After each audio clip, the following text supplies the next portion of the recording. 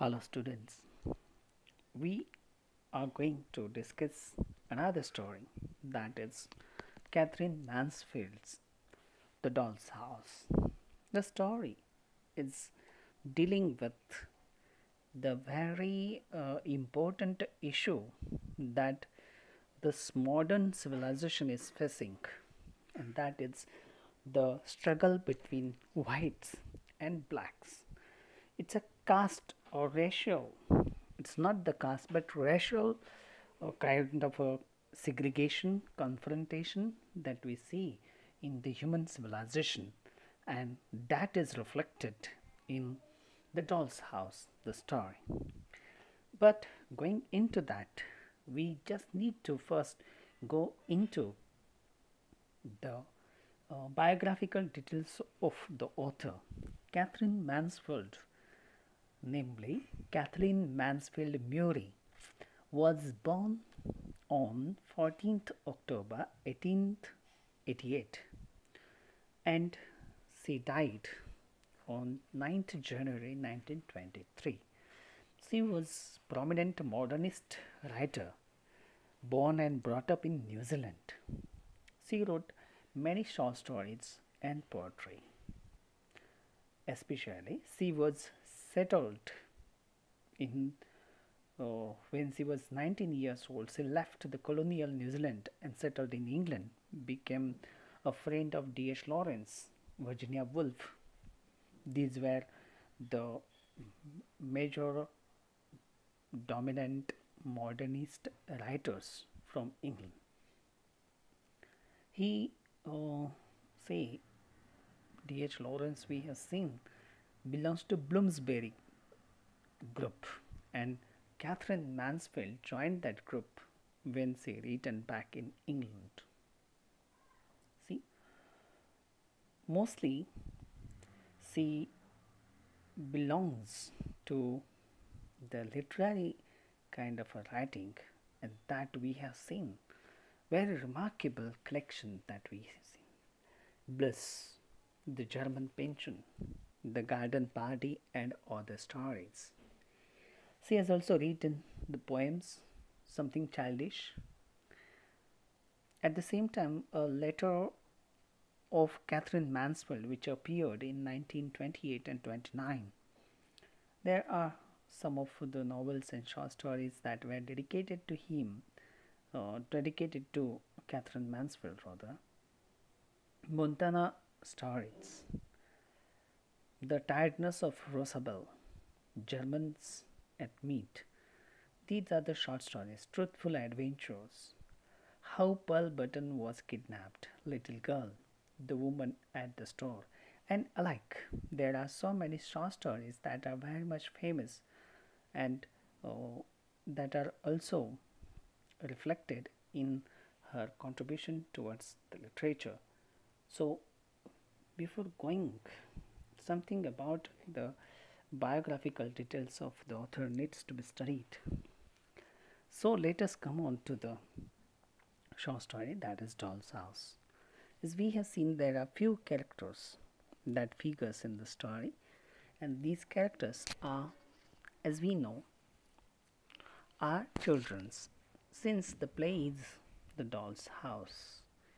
See, we have Pat, we have Mrs. Hay, Aunt Beryl. Okay, these are the say so-called grown-up people, and at the same time we have seen there are other Kelvies. Lil Kelvy, she is a little bit, say, Mrs. Kelvy. Mr. Kelvy is not to be found because he was in the jail. Burnell daughters are there. Other white girls that we see here. So, before going into that, we have seen that how this so-called short story writer managed to deal with this racial aspect of the story. We need to go through the story and we will find out what the plot of the story is all about. See, Mrs. Hay, she went back after staying with Bernal. बर्नेलच्या सोबत राहत असताना Mrs old हे जी होती ती आपल्या सर्व ह्या ठिकाणचं जे वस्तू आहे तिने रूम खाली केली आणि निघून गेली. जात असताना एक छोटंसं डॉल्स हाऊस होतं. ते या कंपाऊंडमध्ये ठेवलेलं होतं. इतकं मोठं होतं की ते आणण्यासाठी त्या ठिकाणी 2 मोठे वुडन बॉक्स त्या ठिकाणी होते आणि इतक्या मोठ्या साईजचं असलेलं ते डॉल्स हाऊस त्या ठिकाणी कंपाऊंडमध्ये ठेवण्यात आलेलं होतं. त्या डॉल्स हाऊसला छानसा रंग दिलेला होता, जो रंग आत्ताच कधीतरी नुकताच दिलेला आहे, कारण त्याचा स्मेल जो आहे तो अजूनही त्या ठिकाणी येत होता. इतका स्ट्रॉंग स्मेल होता जसं कोणी त्याच्याने आजारी पडू शकतं. ऑन्ट बेरिलला हे सारखं वाटायचं. आणि ते ऑइली टाईपचं स्पिनॅच ग्रीन रंगाचं असलेलं येलोविश काहीतरी शेड त्याला दिलेलं असं छानसं रंगवलेलं ते डॉल्स हाऊस होतं. जसं हाऊसला चिमणी असते अशी चिमणी त्या ठिकाणी पेंट केलेली होती. रेड अँड व्हाईट डोर्स त्या ठिकाणी होते. येलो वॉनिश लाईक त्या ठिकाणी कलर्स त्या ठिकाणी दिलेले होते. 4 विंडोज होते, रिअल विंडोज होते. विंडो पेन्स त्यांना होत्या. तावदानं होती खिडक्यांची.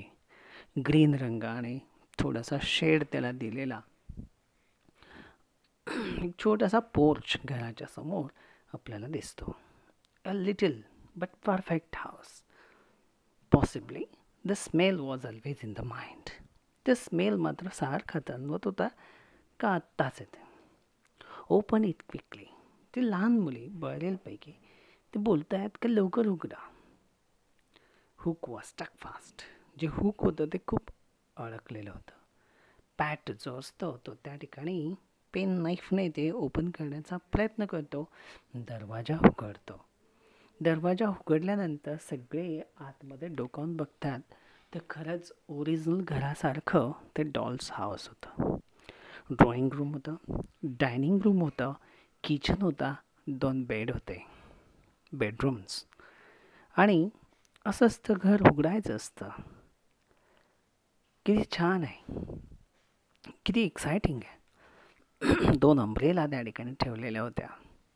त्याचबरोबर त्या ठिकाणी सुंदर आनंद मिळेल अशा सगळ्या वस्तू त्या ठिकाणी त्या छोट्याशा डॉल्स हाऊसमध्ये पाहायला मिळतात. बर्नेल चिल्ड्रन जे असतात त्यांना पाहून खूप मार्व्हलस, आश्चर्यकारक अशी फिलिंग त्यांच्यामध्ये येते. कारण ही अशा प्रकारचं घर त्यांच्यासाठी ही खूप मोठी गोष्ट होती, खूप आनंदाची गोष्ट होती. सगळे रूम्स जे होते चांगले पेपर्ड म्हणजे कागदाने आतून सगळे लावलेले, चिकटवलेले, छानसा रंग त्याला असलेला. पिक्चर्स होते वॉलवर, भिंतीवर जसे पेंट केलेले असतात तसे चित्र काढून त्या ठिकाणी लावलेली होती. गोल्ड फ्रेम्स त्याला लावलेल्या होत्या. रेड कार्पेट त्या ठिकाणी फ्लोअरवर पाहायला मिळतं. किचनमध्ये होतं, किचन सोडून बाकी सगळीकडे होतं. चेअर्स होत्या ड्रॉइंग रूममध्ये, छानशा सुंदर प्लश चेअर्स होत्या. ग्रीन डायनिंग रूम होता, टेबल होता, बेड होता, रिअल बेड क्लोथ्स होते, क्रॅडल होता, स्टव होता, ड्रेसर त्या ठिकाणी पाहायला मिळतो. ह्यामध्ये केझिया जी मुलगी असते ती सगळी आतमध्ये बघत होती. तिला सर्वात जास्त त्या ठिकाणी आवडला तो लॅम्प होता, कारण तो ओरिजिनल लॅम्पसारखा दिसत होता. एक्सक्विजिट आणि पिवळसर असलेला, व्हाईट कलरचा ग्लोब गोलाकार असलेला असा तो तिला खूप आवडला. तिचं सर्वांचं लक्ष ते तिच्याकडे केलं आणि म्हणून तिला असं वाटतं का खरंच काहीतरी ऑइल असल्यासारखं तिला जाणवत आहे. असं हलवून बघण्यासारखं ती करते. तो ओरिजिनल लॅम्पसारखं ते जाणवत होतं. मदर डॉल होती, फादर डॉल पण होती. ते ड्रॉइंग रूममध्ये जसे डोळे मिटून बसलेले आहेत 2 लहान मुलांच्या डॉल्स होत्या, छोट्या छोट्या, ज्यावरती बेडरूममध्ये बेडवर टाकलेले आहेत आणि ते झोपी गेलेले आहेत. सगळ्यांमध्ये केझिया म्हणते, I live here, the lamp is real. Lamp किती छान आहे, मी इथं राहते, असं ती बोलते. बर्नवेल चिल्ड्रन दुसऱ्या दिवशी सकाळी त्यांचा शाळेत जायचं काही मन होईना, कारण डॉल्स हाऊस त्यांना खेळण्यासाठी आलेला आहे. सगळ्यांना ते सांगणार का किती छान डॉल्स हाऊस आहे आपल्याकडे. शाळेत जायला त्यांचे पाय काय उठे ना, आणि म्हणून जेव्हा शाळेची बेल झाली तेव्हा कुठे ह्या दोन्ही बसल्या. इसाबेल म्हणते, मी सर्वात मोठी आहे, सगळ्यांना इतरांना डॉल्स हाऊस बाबत सगळं सांगण्याचा अधिकार मला. I am to tell first, मी सर्वात पहिले सांगणार. कोणीही तिला उत्तर दिलं नाही, कारण ती मोठी असल्यामुळे बॉसी होती जरा, आणि मोठी असतात ते बरोबर असतात. लॉटी होती, केझिया होती, ते त्यांना माहिती आहे बडे आहेत, मोठी आहेत, त्यांना सगळे अधिकार आहेत. सी तिने सांगितलं, कोणाला पहिले दाखवायला न्यायचं मी ठरवणार, कारण मदरने सांगितलं मीच सांगू शकते कोणाला आणायचं आपले डॉल्स हाऊस दाखवण्यासाठी. For it had been arranged. कोर्टयार्डमध्ये ठेवलं आहे आणि त्यावेळेस मुली त्या घरी येतील. बघा, लॉटी आणि केझिया हे सर्व त्या ठिकाणी खूप आनंदात होते. बघा, when they just reached the playground, Bell had already began to jangle. Bell हून केलेली होती तेव्हा कुठे ह्या पोचल्या. रोल नंबर कॉल केले. इसाबेल जी असते ती दाखवते तिच्याकडे काहीतरी गुपित असल्यासारखं, आविर्भावाने दाखवते तिच्याकडे काहीतरी आहे. ती परेडमध्ये लाईनमध्ये उभी असताना ती सांगते, got something to tell you at play time. Play time खेळाच्या वेळामध्ये मी तुम्हाला काहीतरी सांगणार आहे. प्ले टाईम आला तेव्हा सगळ्या मुलींनी तिच्या भोवती गराडा घातला. तिच्या वर्गातले सगळे तिच्यात खांद्यावर हात टाकून फिरायला लागले आणि ते सर्व दाखवायला लागले का इसाबेला माझी फ्रेंड आहे, माझी फ्रेंड आहे, असं सर्व ती दाखवत होती. प्रत्येकजण दाखवण्याचा प्रयत्न करत होता, कारण ती काहीतरी सांगणार असते. हे अशा पद्धतीचं आहे. या स्कूलमध्ये अनेक जवळपासच्या त्या खेडेगावामधून काही मुली त्या ठिकाणी शिकायला येत असत. जजच्या मुली होत्या, डॉक्टरच्या मुली होत्या, स्टोअर कीपरच्या मुली होत्या, मिल्कमॅनच्या मुली होत्या, सगळे मिक्स व्हायच्यात. बघा, काही रफ मुलं पण होती. त्याचबरोबर काही मुलं पण, का ज्या मुलांमध्ये त्यांचा रंग काळा असल्यामुळे व्हाईट आणि काळा अशी लाईनमध्ये खेचली जायची. त्यामध्ये केल्वीज आहेत, असे अनेक बर्नेल्स आहेत. हे व्हाईट होते. त्यांना ह्या केल्वीज किंवा ब्लॅक जे मुलं आहेत कृष्णवर्णीय, त्यांच्याशी बोलण्यासाठी बंदी घातलेली असायची त्यांच्या पॅरेंट्सनी. आणि म्हणून अशा मुलांमध्ये केल्वीज जे होते ते प्रत्येक व्हाईट हे टाळत असत, त्यांच्याशी फार काही बोलत नसे. हे व्हाईट टीचरसुद्धा त्यांच्याशी बोलताना वेगळ्या टोनमध्ये रफली टाकून बोलल्यासारखं बोलत असे. They were daughters of the spry. जे हार्ड वर्किंग वॉशर वुमन होती मिसेस केल्वी यांची ती मुलगी होती. पण मिस्टर केल्वी कुठे आहे कोणालाही माहिती नव्हतं. मिस्टर केल्वी हे त्यांच्यावर गुन्हा दाखल होता आणि ते सातत्याने जेलमध्ये असायचे.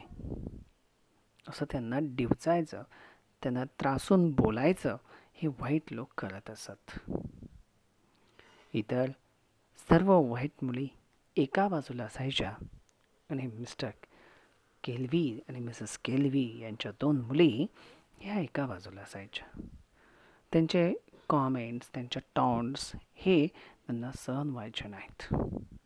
लिल आणि त्या ठिकाणी तिच्या मोठ्या बहिणीच्या मागे सातत्याने चालत असायचे.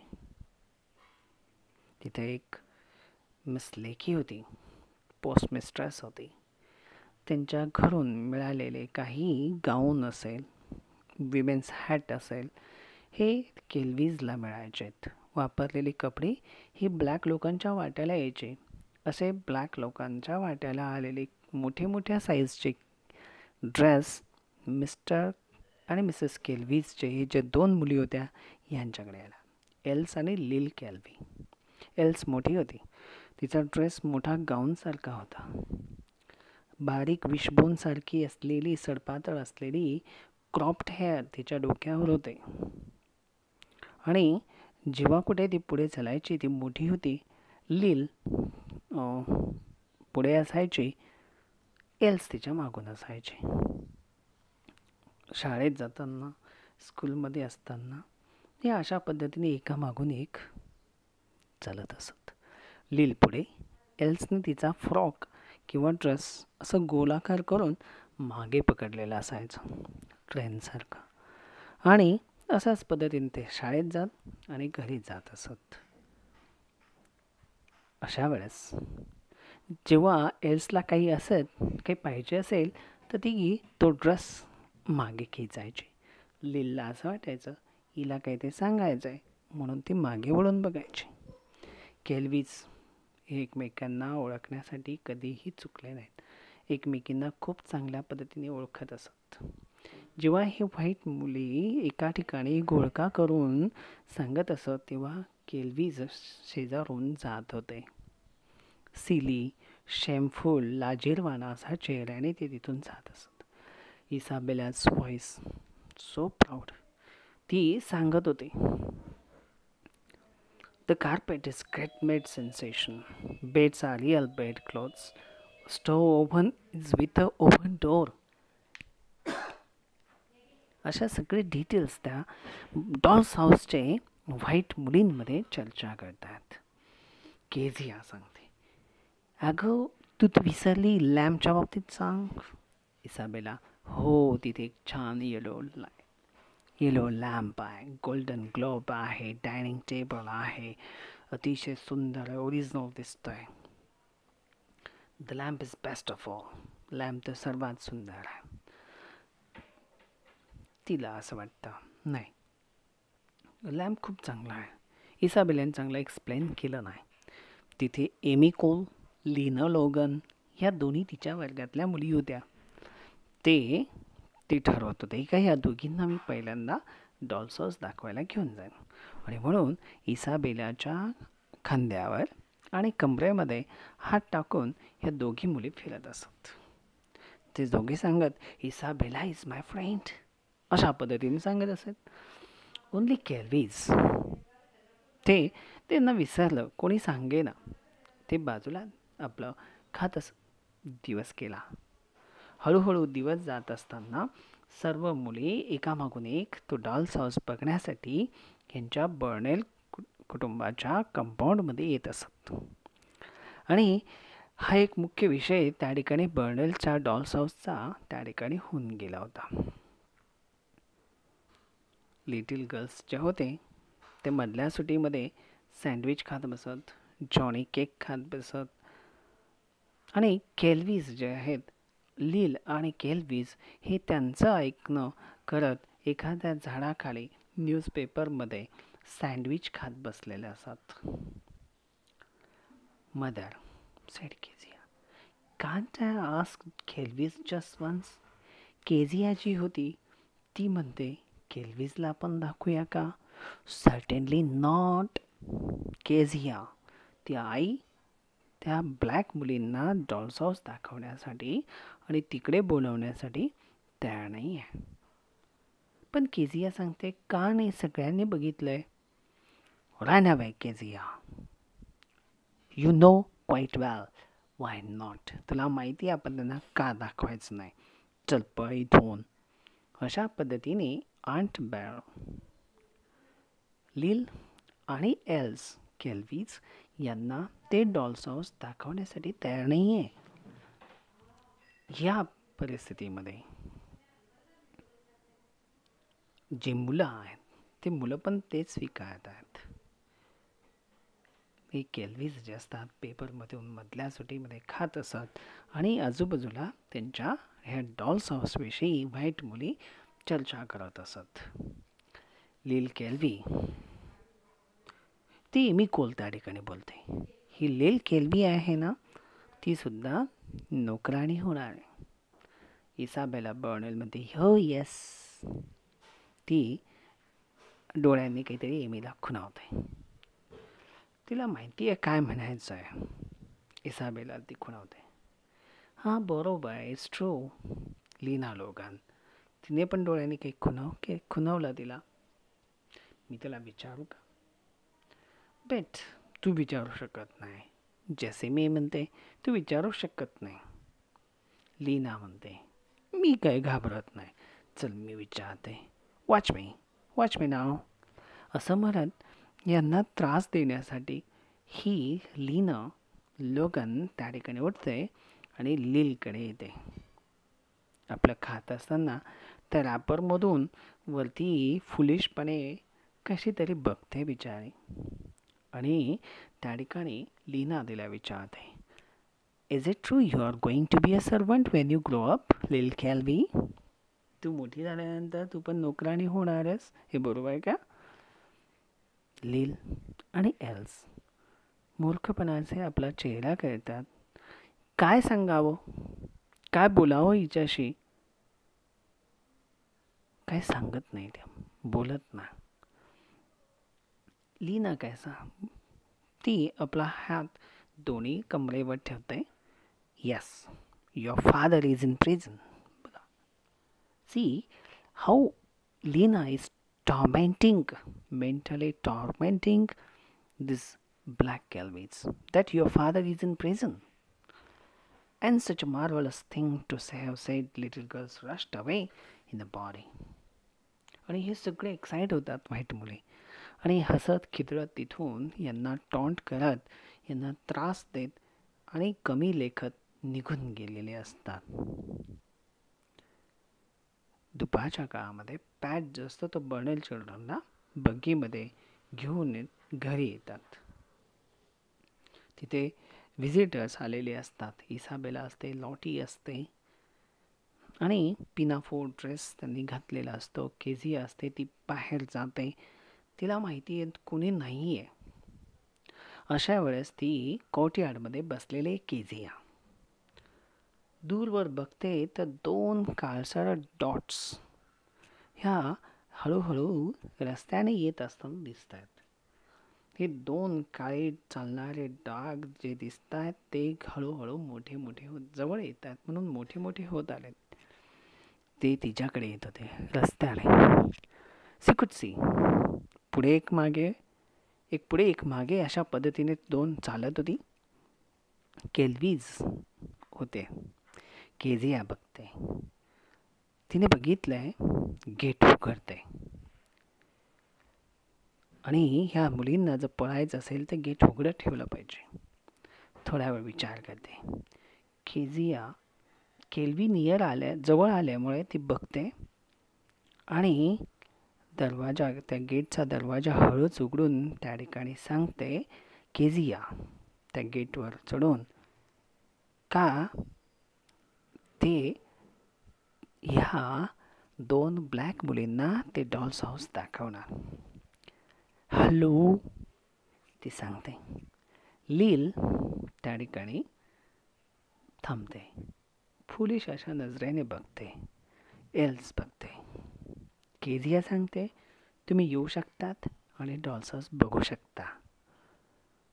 लील तयार नव्हते पण तितक्यात मागून टक दिला. एल्स म्हणते चल ना बघूया. फुलिशली चेहरा करून सांगते. लीलने बघितलं का तिने सांगितलंय व्हाईट मदर्स जे असतात आपल्या मुलींना सांगतात का ब्लॅक लोकांशी बोलायचं नाही आहे. केझिया त्या ठिकाणी असते. केझिया म्हणते काय, it doesn't matter, you can come and see our dolls house. या, nobody is looking around, come come fast. Lil तयार नसते. डोंट यू वॉन्ट टू, तुला बघायचं नाही आहे का?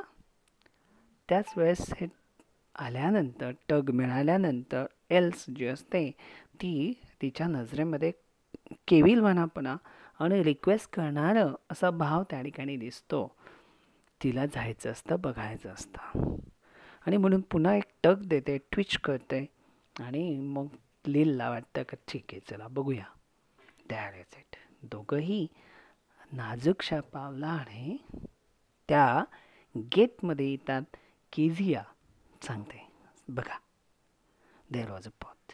लील बघते, सगळीकडे नजर फिरवते. एल्स वाजतं ते बघून जसे दगडासारखीच थांबलेली आहे. I will open it for you. आणि तेव्हा ड्रॉइंग रूम, डायनिंग रूम, त्याच वेळेस केझिया मागून आवाज येतो. What a start they give. Kezia. Aunt बेरिलचा आवाज मागून आलेला होता. मागच्या आवाजाकडे बघते, तिथं मागच्या दरवाजाजवळ ऑन्ट बेरिल असते, आणि ती बघते का इथे ब्लॅक मुलींना केझिया डॉल्स हाऊस दाखवते. How dare you little Kelveys in the courtyard. आमच्या अंगणामध्ये तुम्ही येण्याची हिंमत कशी केली? अशा संतापाने ऑन्ट बेरिल बोलतोय. यू नो, as well I do. You're not allowed to talk to them. Run away, children. Run at once. Don't come back again. ऑन्ट beryl ह्या शब्दांमध्ये बोलते. They did not tell twice. लील आणि एल्स झटपट घाईने तिथून पळण्यासाठी गेटमधून बाहेर पडतात. Wicked, disobedient little girl. Aunt Beryl या शब्दांमध्ये केझियाची खरडपट्टी काढते. दरवाजाचा, डॉल्स हाऊस दरवाजा बंद करते, आणि आफ्टरनून त्या ठिकाणी होते. लेटर त्या ठिकाणी आलेलं असतं ते विली ब्रेंट यांचं असतं थ्रेटनिंग. का, जर तुम्ही मला पाल्मन बुश ह्या ठिकाणी भेटली नाहीस तर मी पुढच्या दरवाजाने येईल आणि विचारेल त्याचं काय कारण आहे. See, Kezia had a good scolding. तिला बरं वाटलं. द घासली प्रेशर वॉज गॉन. आणि आपल्या घरामध्ये ती निघून जाते. केल्वीज ह्या बर्नेलच्या नजरेपासून दूर येतात. चालत चालत पुढे एका सांडपाण्याच्या पाईपवर बसतात. लील, तिचा चेहरा अजूनही बर्न झाल्यासारखा होता. ती आपलं हॅट घेते, तिला असलेलं क्विल घेते, ऑन हर नी ती धरते, आणि दे लुक लाईक अ हे पॅडॉक. तिथे ग्रुप ऑफ वॅटल्स आणि लोकांस काऊज त्या ठिकाणी असतात, ज्यांना त्यांचं दूध काढण्याचं बाकी असतं. एल्स जी असते ती आपल्या बहिणीच्या जवळ जाते. She had forgotten the cross lady. ती एक फिंगर आपल्या बहिणीकडे घेते. She smiled. I have seen the little lamb, she says. But without thinking, they had suffered such a humiliation. And after that, it's a passive and very frustrating humiliation both of them suffered that made them speechless and posed a big question to which they cannot find the answer because they are kids. And that is what we must learn from this story, students, that we are human beings. We are not racially different one. We are human being, and that is humanity is our religion. We have to forgo caste and racial discrimination. we are going to be educated. We are living in the 21st century. So we just need to think about that we are forgetting everything, every discrimination. We have to keep them behind, and let us build a very composite and welfare society. With these words, thank you.